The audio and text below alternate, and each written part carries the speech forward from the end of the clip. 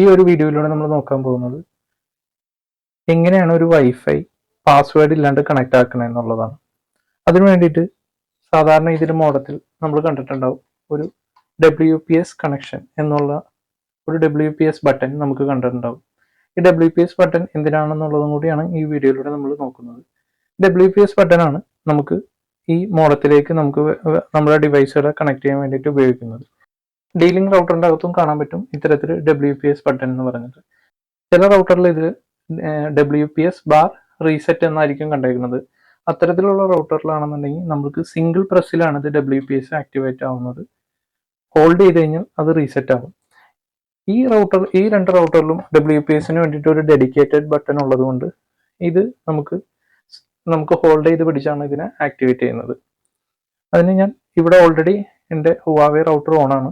അതിൽ ഞാൻ WPS button press ചെയ്ത് പിടിച്ചു കഴിയുമ്പോൾ നമുക്ക് കാണാൻ കഴിയും ആ WPS എന്ന് പറയുന്ന ഇൻഡിക്കേഷൻ, ലൈറ്റ് ഇൻഡിക്കേഷൻ ബ്ലിങ്ക് ചെയ്തുന്നത്. WPS ബട്ടൺ ബ്ലിങ്ക് ചെയ്ത് തുടങ്ങിയിട്ടുണ്ട്. ആ സമയത്ത് നമുക്ക് നമ്മുടെ മൊബൈൽ ഓപ്പൺ ആക്കാം. സെറ്റിങ്സിൻ്റെ അകത്ത് ചെല്ലാം.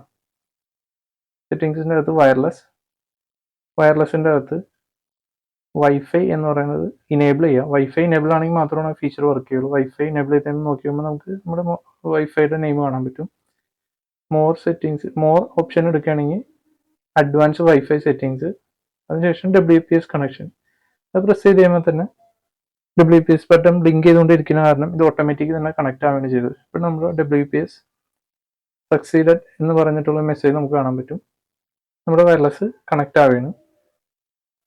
വൺസ് ഇത് കണക്ട് ആയി കഴിയുമ്പോൾ മുകളിൽ നമുക്ക് വയർലെസ് ഇൻഡിക്കേഷൻ കാണിക്കും. കണക്ഷൻ സക്സസ് ആയിട്ടുണ്ട്. വൺസ് ഇത് കണക്ട് ആയിട്ടുണ്ടെന്നുണ്ടെങ്കിൽ നമുക്ക് വൈഫൈയിൽ നോക്കിക്കഴിഞ്ഞാൽ കാണാൻ പറ്റും ഇത് വയർലെസ് തന്നെ കണക്ട് ആയിട്ട് വന്നത് കാണാൻ പറ്റും. ഇനി ഇത് വേറൊരു ഫോണിൽ കണക്ട് ചെയ്യണമെന്നുണ്ടെങ്കിൽ നമുക്ക് ജസ്റ്റ് പ്രസ് ചെയ്താൽ മതി. ഇതിൻ്റെ അകത്ത് QR ജനറേറ്റ് ചെയ്ത് തരും. വേറൊരു മൊബൈൽ ഉപയോഗിച്ചിട്ട് അതിൻ്റെ QR സ്കാൻ ചെയ്ത് കഴിഞ്ഞാൽ അതിൻ്റെ പാസ്വേഡ് നമുക്ക് കിട്ടുന്നതാണ്. ആ പാസ്വേഡ് ഉപയോഗിച്ചിട്ട് നമുക്ക് മറ്റ് ഡിവൈസുകളും കണക്ട് ചെയ്യാൻ പറ്റും. ഇങ്ങനെയാണ് നമുക്ക് ഒരു വയർലെസ്, ഒരു വൈഫൈ പാസ്വേഡ് ഇല്ലാണ്ട് കണക്ട് ചെയ്യുന്നത്. ഈ വീഡിയോ നിങ്ങൾക്ക് ഇഷ്ടമായാൽ ലൈക്ക് ചെയ്യുക, ഷെയർ ചെയ്യുക, സബ്സ്ക്രൈബ് ചെയ്യുക.